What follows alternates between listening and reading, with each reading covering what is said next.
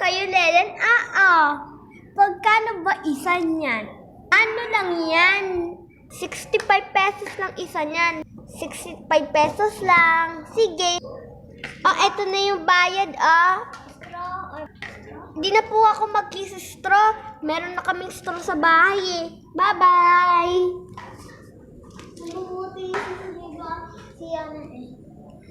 Bibi, lagi everyday, andyan pa rin yan. Hindi, limited edition lang to. Sa 1 week, wala na siya. Di na siya for sale. Kailan ulit for sale? Wala, hindi naman for sale. Kung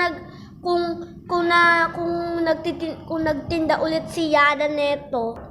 Ano bibili mo, Progito? Take out, ha? Sige, take out. 65 yan. Ito na bayad. Sige. Hoy, take out. Uwi na tayo. Tindahan neto. Mama, bumili ka pa? Sa tindahan. Mura lang dito sa tindahan. Akala ko ganyan yung gawa. Agkamali. Kukuha na ako ng box. Ilakay ko na dito.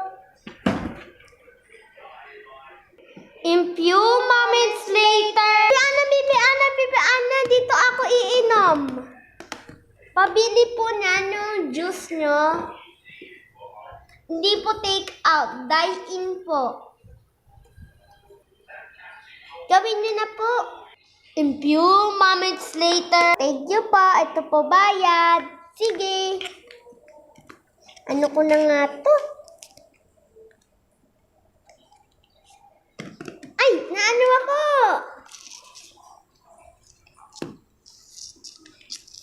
Iniinom ka na.